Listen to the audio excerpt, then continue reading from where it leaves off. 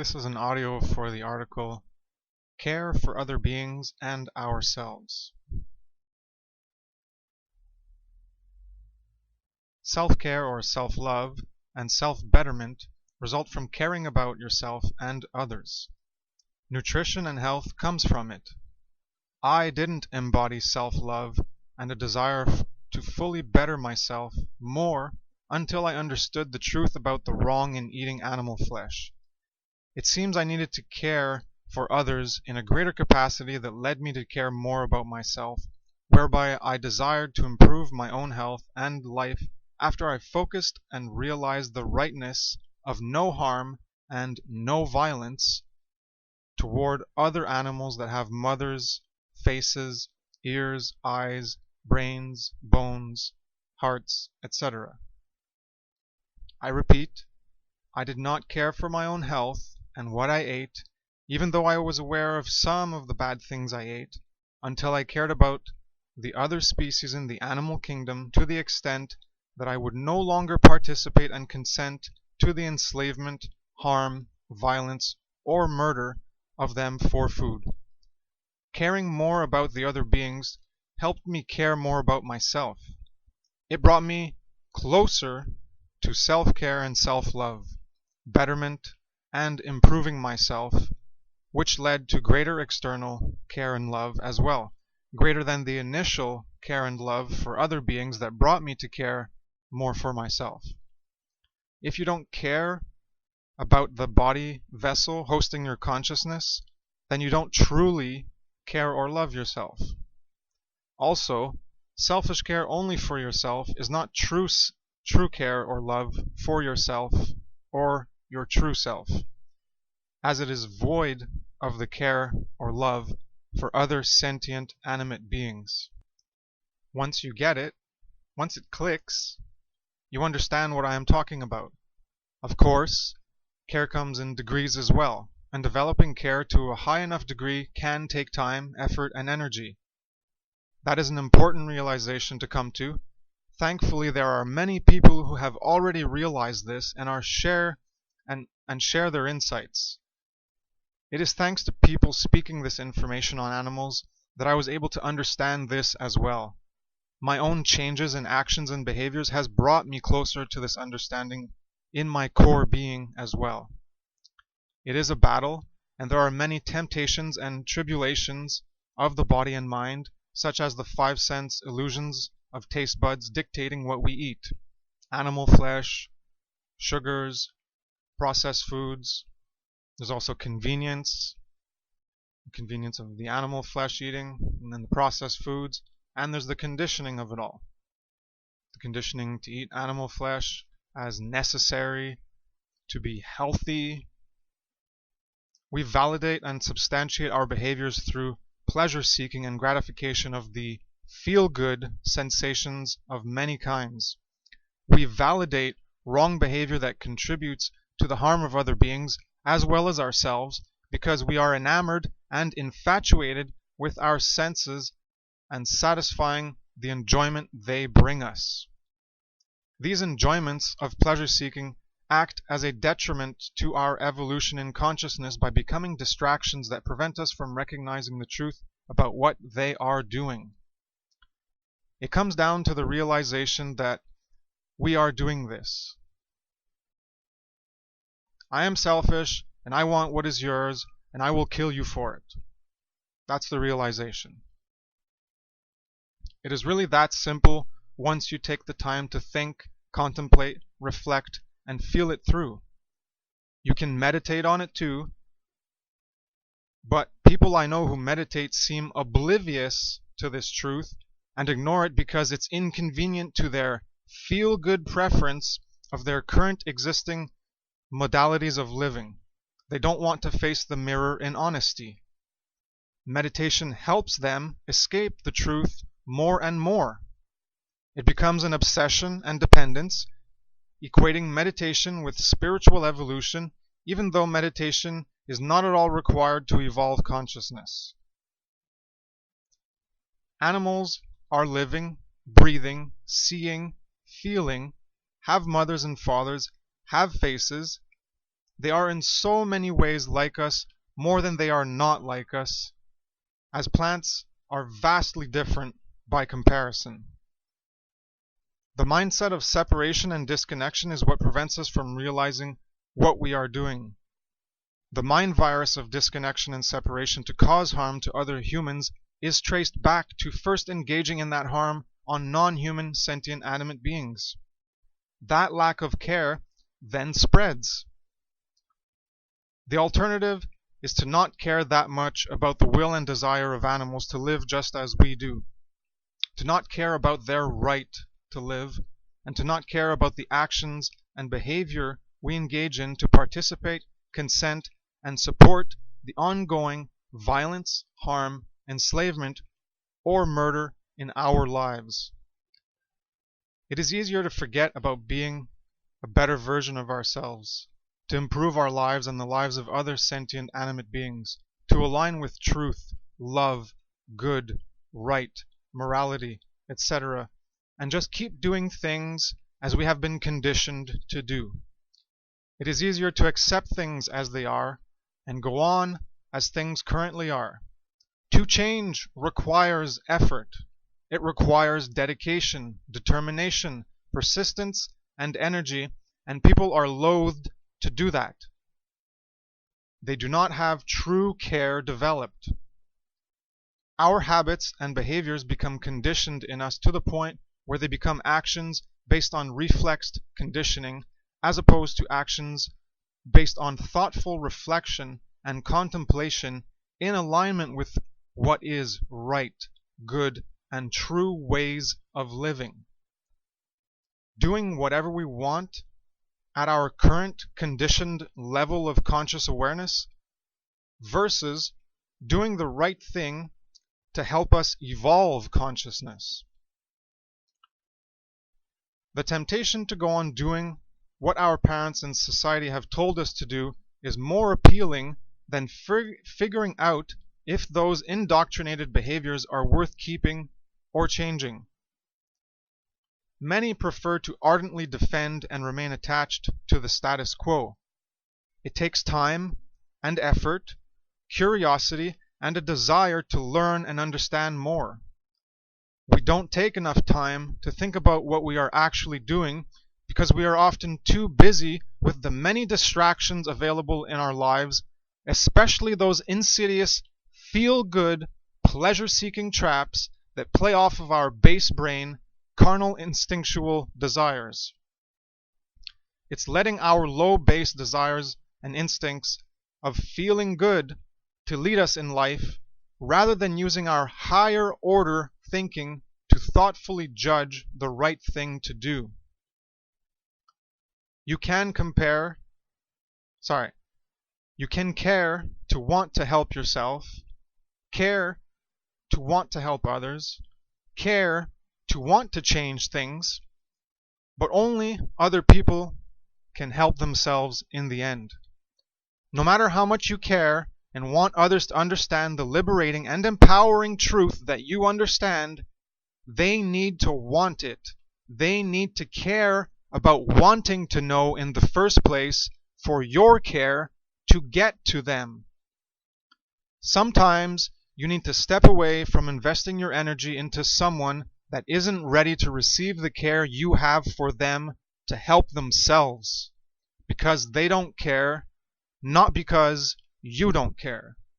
It's a practical matter of not wasting your time, energy, and effort on those who will not receive the message or understand it because they choose not to, because they don't care, or because they lack prerequisite understanding to comprehend it, and this lack of understanding is rooted in lack of care for truth, a lack of care, love for other beings, and a lack of true self-care or self-love.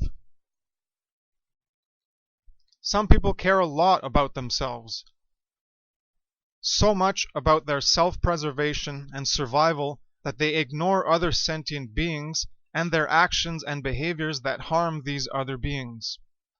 This is living in the satanic principled tenet that your survival, wants, and desires are paramount above all else. They take care of their bodies, but they don't take care of what their actions do outside of themselves. Their main focus is themselves. This is the selfishness of the satanic ideology. No true care for other beings or truth itself.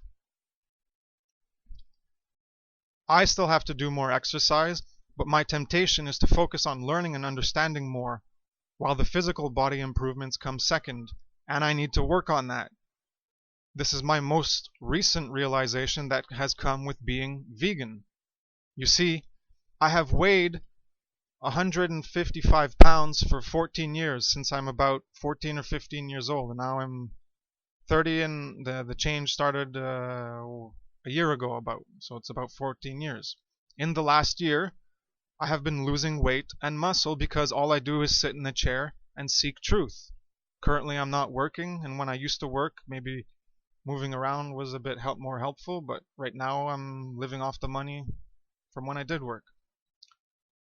I used to get away with sitting in a chair and just learning when I was part of the enslavement and murder of other beings, as that is the path of least resistance, ease, comfort, convenience, and you eventually reap what you sow from that self-gratification. When you choose the easy path, you are given ease in other ways.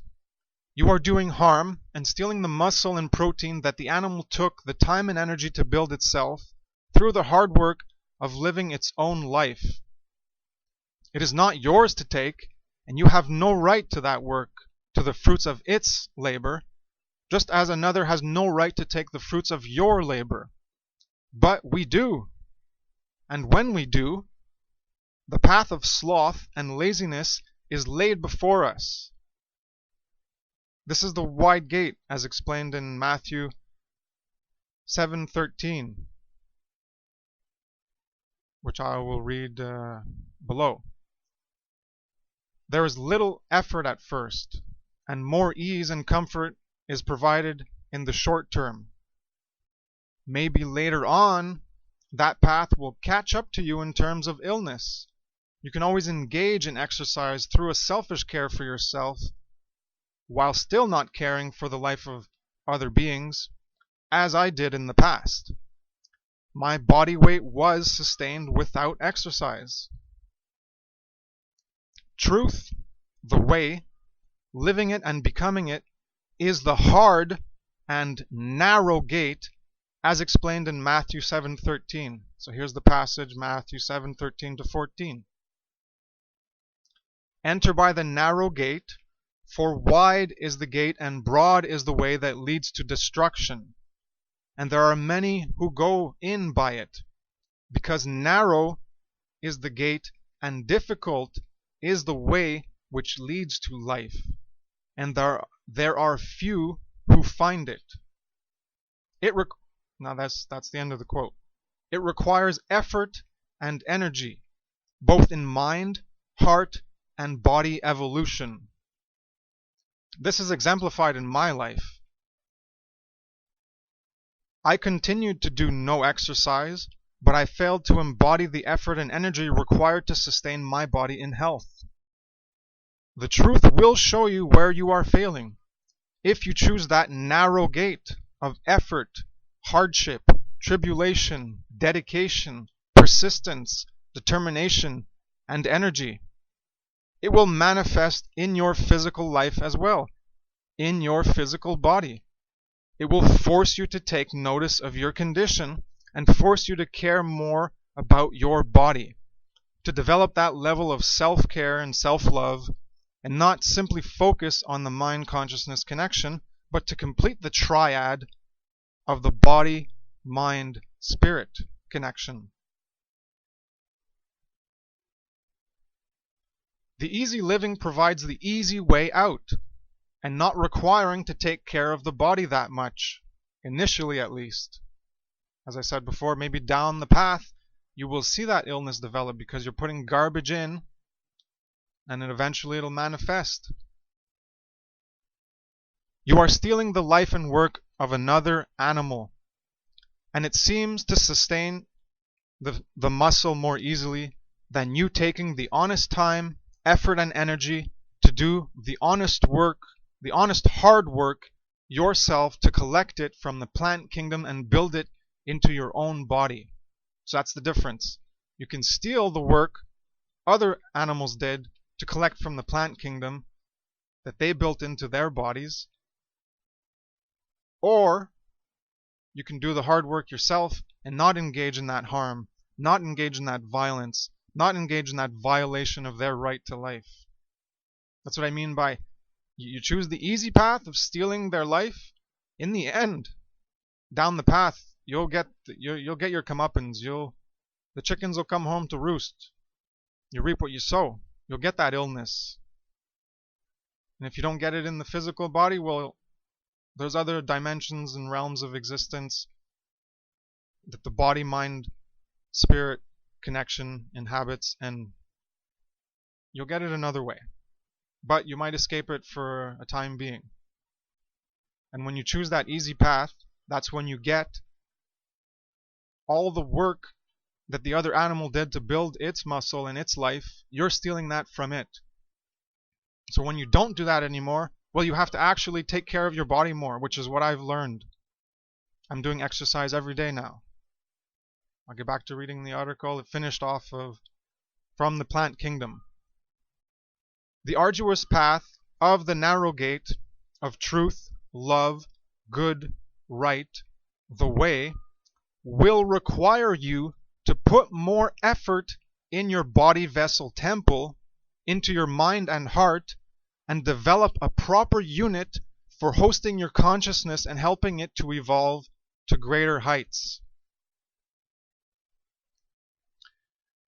You can exercise without doing the right action of abdicating completely from enslavement and murder, because you selfishly care more for yourself and your well-being than that of others.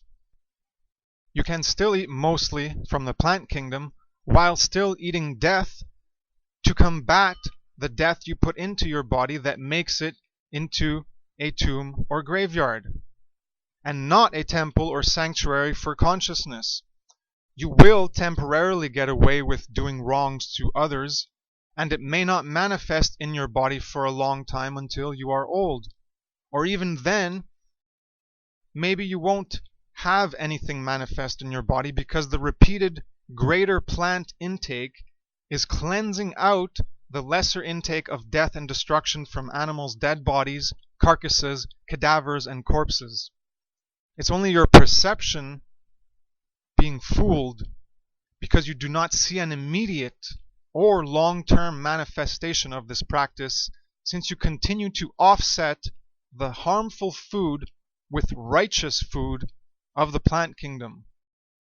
But it will still have an effect on your body-mind-spirit complex, as well as your ability to truly evolve consciousness to greater heights.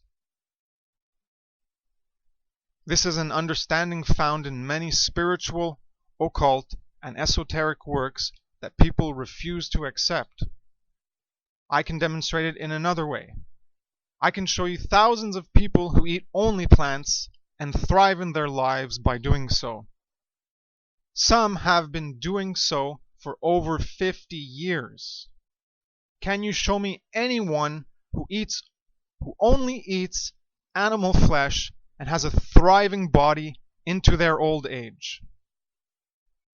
Everyone recognizes the benefits of the plant kingdom.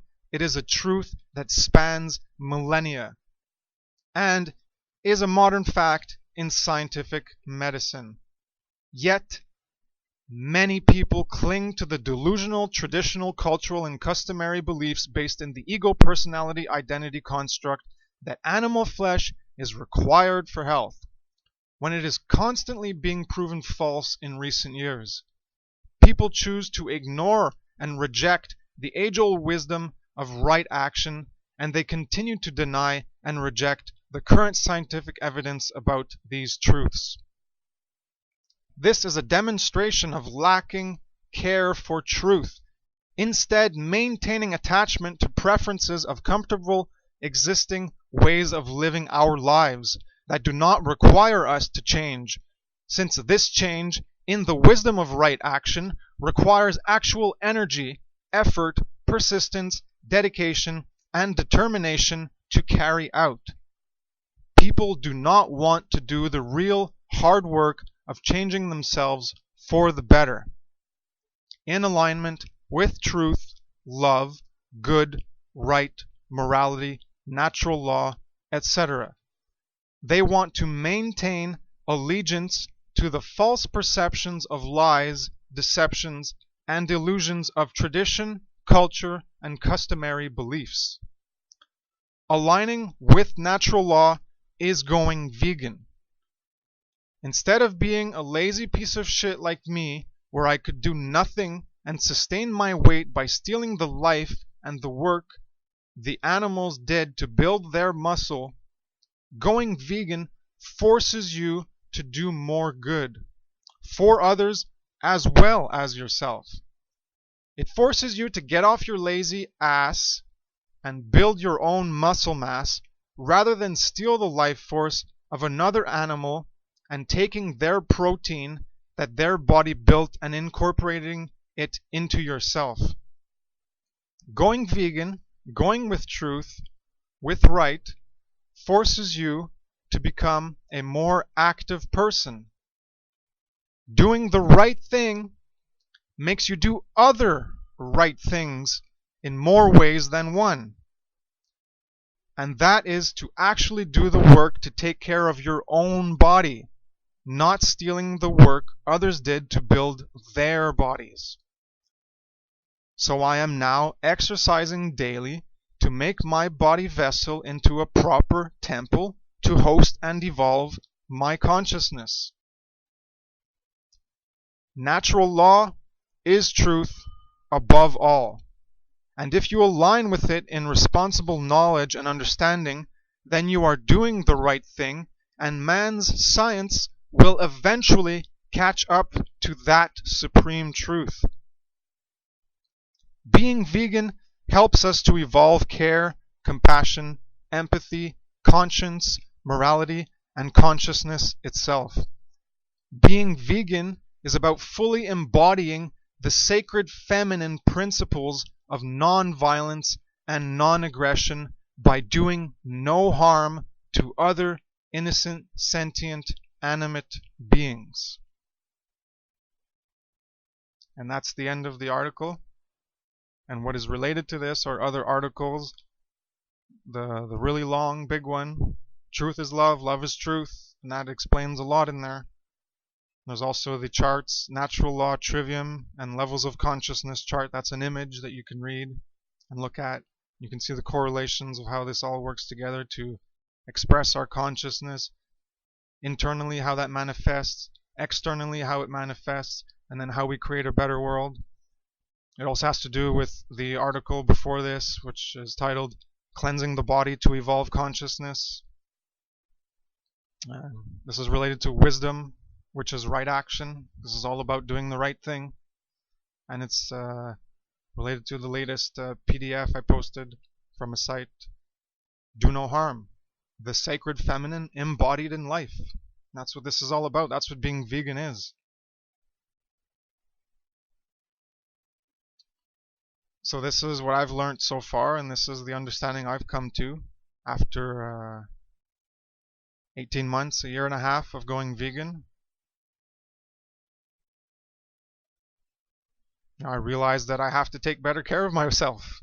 That's what it comes down to. By doing the right thing, by choosing the narrow gate, the narrow path, the hard path, the arduous path, the path of effort, of dedication. It requires time and energy and persistence and determination. Well, you're shown what you have to do. I was shown that I have to take better care of my body because just not taking care of it isn't doing it. When you stop taking the life of other animals, you're shown through that right action other right things that you need to do. So I hope this has been informative for people. Until next time, take care. Peace.